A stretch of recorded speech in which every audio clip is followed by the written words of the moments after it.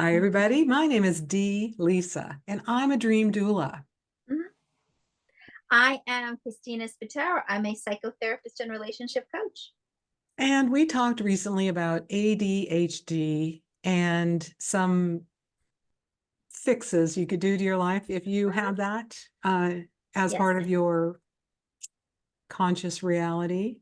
But let's just start this in case people have been in a cave and they don't know what ADHD is. What is it? So ADHD basically stands for attention deficit disorder. The H actually stands for the hyperactivity part. So attention deficit disorder with hyperactivity.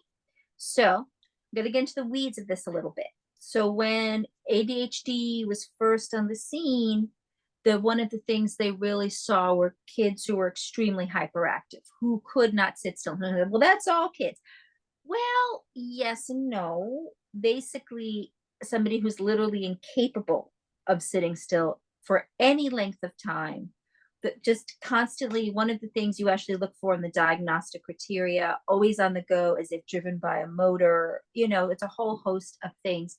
And the idea that, you know, have issues sleeping because there's just this constant energy that I don't want to say has difficulty being channeled, because it's not like, oh, I'm just have energy and I can do all these things. It's a restless energy that you have a hard time maintaining. Okay. Yeah. And when I was a kid, which was many, many, many years ago, we called those kids short attention span kids. Hmm. Like, Hmm. what's wrong with that kid? He's got a short attention span. And usually it was boys. Right. And then, of course, in grade school, they give you playtime so you can run Mhm. around and burn it all off. Mhm. And then I also heard recently, and this is a total side note, we can talk about this later. Mhm. The whole idea that in kindergarten or before kindergarten, there's playtime, it's just kind of like free playtime, and then suddenly you're in the first grade and you're supposed to sit still for 45 minutes and do math. Yeah. That might be kind of crazy making. I think it is kind of crazy making, and actually, you won't get diagnosed with ADHD until you're like a certain age. So, for instance, if you're a normal, active 4 or 5-year-old, you may be showing signs of it, but you won't not get a diagnosis until later, because you're not actually expected to be able to sit still and do all that until probably like 7 or 8. If you're still having a hard time with the restlessness, if it's that extreme for you, then you most likely will get an ADHD diagnosis. And when people get ADHD diagnoses, is there anything besides drugs that helps it? Oh, absolutely. So the problem with ADHD is that, in addition to the hyperactivity, now keep in mind you also have people experience it differently. You have Right. the hyperactivity piece, but you also have the inattentive piece. This Hmm. is the tricky part where school is concerned, because you will have a situation where you have a hard time attending to things. And you might say, well, I get bored. What does that mean? Like, no. Like, for instance, I'm sitting here now. I can tune out the noises from my neighbor in the wall. I can tune out the snow plow outside. I can tune those things out and focus on what I'm doing in the here and the now. For someone with attention deficit disorder, the clock on the wall is going to be distracting if it's loud. Mm. Any little thing is going to be distracting, because part of the impairment in the executive functioning basically helps you to maintain focus and attend at a particular task at a particular time. When that is malfunctioning, now everything is almost given equal importance. So I can hear my neighbors upstairs. So non-ADHD, like, so I hear movement upstairs. That's not a big deal.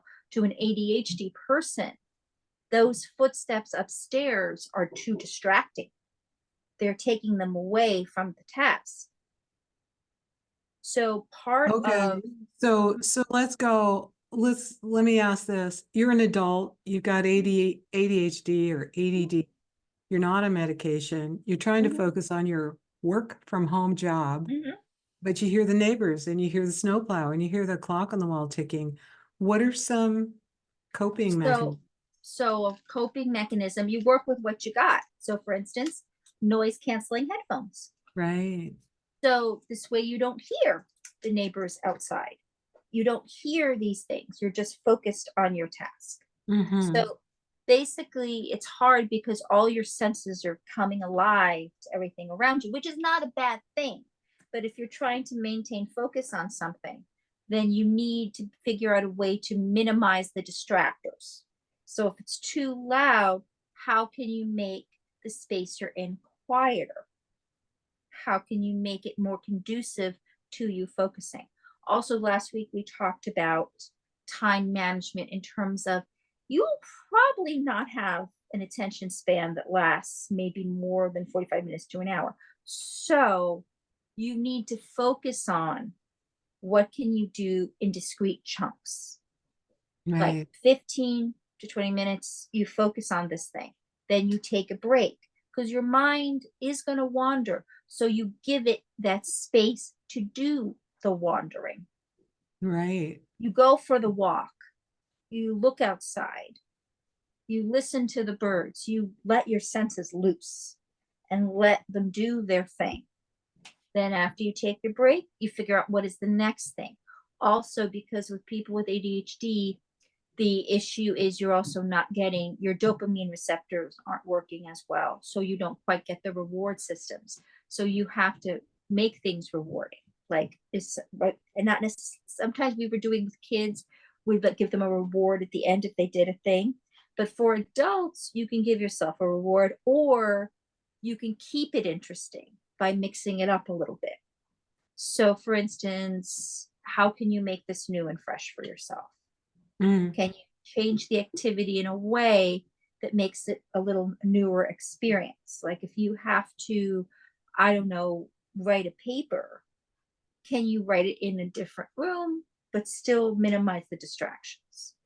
If you are trying to do an activity flamboyant, can you do it with a friend so you have that support? So there's different things you can do. Again, you want to try to make the organization piece as easy as possible. You try not to beat yourself up when you inevitably will forget things or lose track of things, but this is why writing stuff down is really important. People who have attention deficit disorder are incredibly smart, but they will forget things because, again, the mind is attending to too many things. So this is where don't be afraid to write stuff down. And Mm. also, they can't handle maybe too many instructions at one time, like multiple step things, like, okay, they're losing you by the third step. So part of that is one step at a time. Or you might say to somebody, for instance, I hear a knock at the door, I'm in session. Once I'm in session, I'll be out in an hour. Brown paper bag, you want to go up? Stuff in your bag? Yeah, thank you. Okay, I love it. So like I that. had someone tell me the other day that they believed that people with ADHD could also hyper focus on some task for a long Mhm, period of time. Can we mhm. talk about that a little bit? Sure. So how you hyper focus is, keep in mind for the person with ADHD, like I said, they're highly intelligent. They're very, very smart, extremely smart, but they need to be interested and engaged to keep the attention. Oh, oh, okay. That makes so much sense. Yeah. 'Cause didn't we, I don't know about you, but when I slogged through school Mhm. as a teenager or as a young adult, even as a grown woman going back to college, it was really hard to pay attention for a long time to something I Mhm. was really interested in, but I Mhm. had to do it for the grade or for the class. I'm just Mhm. like, yawn, just, I can't wait to have this over. Yeah. Yeah. I totally get that. So the thing is, when we are truly interested in something, when we're truly engaged, it commands more of our attention. Mm-hmm. And it does that whether you have ADHD or not. As you showed, you had to slog through because it wasn't really grabbing your attention. Yeah. But now with somebody with ADHD, where their attention is more divided, where they're not getting the same reward systems, it is even more important for them to get intrigued by something. So something that really piques their interest or find very interesting, they will be able to attend. What are your feelings on dopamine hits to get people attracted to things like there's a system Mhm. that's called gamification that people are Gamification. gamification. Look it up, people. Oh, yes, gamification. Yes. Gamification is being inserted into all sorts of things, including online classes Yes. and Yes. other things. So you finish the task, bing, and little balloons come up, a little Yes. sound happens, and that is supposed to make you happy. For me, I find it annoying, but I'm not a gamer. I don't play online games, and so I Yeah. don't understand the, I yeah. am so glad you said that. Okay, I'm so glad you said that because yes, because I actually am running a few online courses. And so when I was going to do that, I was reading up on the whole gamification thing. And I even took a course for myself on gamification, how to gamify your course. And that's the whole idea because the failure rate for people who don't complete courses is actually quite high. Yes. So the idea was you keep it interesting and exciting for people, and they're more likely to continue with it. But the funny thing is, when they were showing us how it worked, I'm with you. I actually found it annoying. I think you and I are an anomaly because Yes. obviously gamification works. Obviously, Right. dopamine hits keep us coming back Yes. to Instagram and Facebook and all the things that we do online. Right. It gives Right. us something to see that someone followed us or someone liked Right. something or Right. someone commented. Those are part Those of are the concept of gamification that yes. got people to say, oh, this needs to be in your online course I too. think I Hmm. think you're right. I'm trying to figure out what is it that makes us different. And I think if I could try to isolate that, I think you and I, if I'm saying it wrong, just tell me, but I feel like we're really drawn to people and to stories and to understanding like the higher spirituality of things. I feel like you and I share that. So I think things that kind of promise us that are going to draw us, Yes. And I feel for a lot of people who maybe are more into the gaming stuff, like maybe like they maybe have played like more video games or more things like that, so maybe they're used to those kinds of rewards. I don't know, but I feel like also everybody is so individual. One of the things that we are learning with ADHD and even with autism as well, and they're also seeing more of a linkage in terms of this whole umbrella of neurodiversity Mm. and how each of us really are very unique, very, very unique in who we are. And part of the problem with traditional education and just traditional systems is the idea you try to put everybody into a box and like, okay, everybody's going to do this and everybody's going to do that and this and that. And some people can accommodate themselves to the box, even though they may not like it. But for people who are more neurodivergent, as they say, it's harder because they feel that it's just too constraining. It's like putting on a coat that doesn't fit, that's too tight. Like it may look like it's your size, technically it fits, but the sleeves are just too tight and you can't move. You I just love that. can't move. That's a great analogy. The idea that you can't move, which makes me think of um, treadmill desks and bicycle Mm, desks and mm-hmm, bouncy balls to sit on while you're mm-hmm. talking on your computer. And so, do you agree that movement while you're working for people maybe that have ADHD Mm-hmm. is it also a good way to manage themselves? Absolutely. Hmm. Yes, absolutely. Because part of what you're doing is your body wants to do something Yeah, and you're telling it, no, you can't. yeah, So if you can kind of work with your body, and there is a thing called muscle memory where if you actually do certain things and connect certain things, you will remember them better. yeah. So instead of fighting the movement, if you can actually work with the movement and still get your stuff done, why not? I love that. And that feeds right into my idea that doodling while you're in a class with a pen or Yeah. pencil rem helps you remember whatever the lecture is you're listening Hmm. to or the conversation Yes. is you're listening to.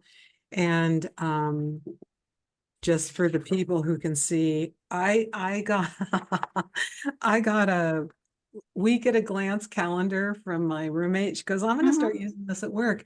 You should check it out. And so this is what mine looks like for Ah, yesterday. I Now, love it. I did I love write it. down any appointments in here? No. But my stream of consciousness thoughts are like, wait, what about this? Better send an email to this guy.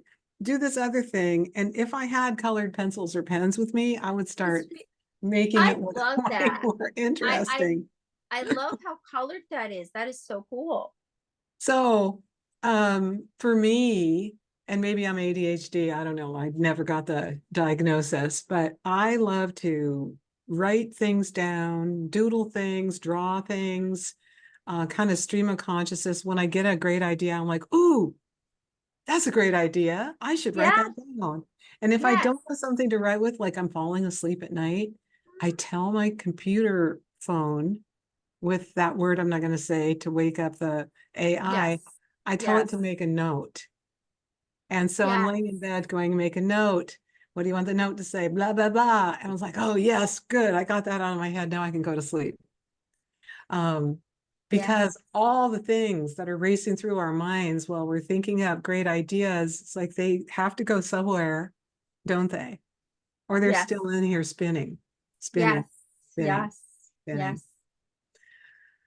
Ah. Oh, cool.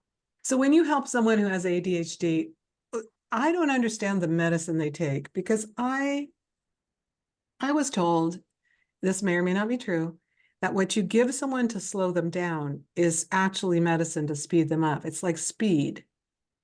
Well, there's different types of medication that they've been using. Okay. What you're probably thinking of is the original Ritalin, and that Okay. is still used. And there's also Vyvanse. I'm not a psychiatrist, so I will not pretend to understand all the pharmacology. But the original thinking of the stimulant medication was Hmm. the idea that with ADHD, it is a depression of your executive functioning. Like your executive functioning is actually not working as well. So the idea was to stimulate the executive functioning to be able to attend and get more control. Because remember, your executive functioning is what's controlling everything else. Okay. And why don't you explain that for the listeners? The I had someone do a talk on a networking group I'm in recently, and she Mhm. talked about how she helps people with their executive functions. Then she had a list of like 12 things that meant. Yes, right. What are some of our executive functions? So when you think of the executive functioning of the brain, think of it like the executive of a company, Okay. okay? CEO of a company. All the departments, all the divisions, all answer to the executive functioning, frontal lobe, this whole shebang. So the idea is it's basically in charge. So all our different processes, and I'm just really watering this down, so bear with me, and we can always get more into executive functioning on future podcasts. But the idea is that all areas of the brain and stuff trigger different things in the body, have different jobs, but the executive is like keeping everybody in line. The executive is like, okay, so we're going to focus on this right now, but remember, you got to call Aunt Sally later. Okay. And then we're going to, you know, run this marathon, but we need to make sure we have enough water, legs, how you feeling? You still have that cramp there. So it's basically the executive functioning is sort of like kind of overseeing the proper running of our bodily corporation. Okay. The problem is with people with ADHD, your executive is taking a nap in the CEO's office. He's down No for one's the in charge. count. No one's in charge, and all the No one's in underlings are having a charge. party. So you have all these wonderful parts of your brain and all these amazing things you can do. And they're like, well, no, but I can go paint this picture. Do I go do this now, or do I clean the garage? You know? Mhm. So you have all these wonderful things that you know and can do. But the part of the brain that kind of prioritizes and helps keep everything running smoothly is napping in the office. So everyone's running around, not sure what to do. Oh, That right. makes Which is why someone would do something like, oh, I'm going to clean my kitchen before I make those whatever for the function I'm supposed to go to at noon. right. And then wait, I didn't make the whatevers. Now I'm going to be late for the function. I'm going to get there at 1. Oh no, now I'm going to get there at 2. Oh, now I Right. have to clean out the back of my car so I can put the food that I made in there. And now the party's over. Exactly. There you go. Yet I did see something hilarious. A picture of someone recently where they are like, I have ADHD and I decided to clean my room. And now I don't want to finish. And everything was everywhere. And it's like, who hasn't, even if you don't have anything wrong with your executive functioning, Yes. you started a big organizational project and then halfway through gone, oh, I need food, or oh, let's Yeah. do it tomorrow, Of and then course. take everything off the bed and I just have to go to sleep right now. Exactly. One of the things I actually like there's a bunch of cool YouTube videos out there with people who are living with ADHD, and they're showing like their tricks and everything of how they Mm. manage stuff. And there was one girl, I loved it. She had like these labeled bins like stacked. So, and she had stuff in the kitchen. So like everything was labeled and stacked. So she could just put it in quick. She could see it, doing it, didn't have to overthink, didn't have to worry about putting stuff away, and then just so it forced the organization without too much effort. Nice. Yes, because there is something beautiful about having an organized space. Right. Because I think we've talked about clutter before and how clutter Yes. jams up your brain, Yes, including your absolutely. spaces. Absolutely. And so you just put things where they belong. And it does make it easier if you kind of just, the key when trying to manage this is first, don't beat yourself up. Just accept that everybody has stuff that they've got to work on. And instead of fighting it, work with what you've got. You've got a brilliant brain, tremendous energy. Put that to good use. Like, you know, if you need to have a system in place where an organization is put, you know, is kind of like there to kind of say, okay, you know what, if I have to take too long putting this away, just shove it in bins with Mhm, labels, then do that. If mhm. you need to have a calendar to write stuff down so that you can remember it, because you're not going to remember it because the next thing is going to get to you and you need to check it off or color code it, do that. Yes, If it yes. helps you to like have a label by the door that says, do I have my keys? Do I have my wallet? Do that. I love that. And also, I love the idea that you reminded us all that if you have a diagnosis of um, some kind of neurodiversity in your brain, it means you're brilliant. And Yes. so instead of feeling shameful that I have ADD or I have ADHD, I've had people say to me, I can't do that. I'm not going to remember to do my homework. I have ADD. And I'm like, or I met a woman in town here who said, with a real kind of shame-based Mhm. conversation with me. I'm autistic, she said to me. And I said, cool. That shouldn't you say I have a superpower? I'm autistic. I'm Yes. autistic. She's a writer. And so how good do you think her writing is? Mm-hmm. It's pretty freaking good. Exactly. And so if you're neurodivergent and you spent this whole time listening to us and now you're in this part, I honor you. And I hope that you remember how brilliant you are, because the world needs people that are neurodivergent. Wouldn't it be boring if we weren't? Exactly. So don't try to fit yourself into an ill-fitting coat. Yes. Cut the coat any way you need to so that it fits you. Ooh, I love that analogy, the tailor analogy. Thank you again for your wisdom today, Cristina. I really enjoy our talks. I enjoy our talks too. Thank you for your time.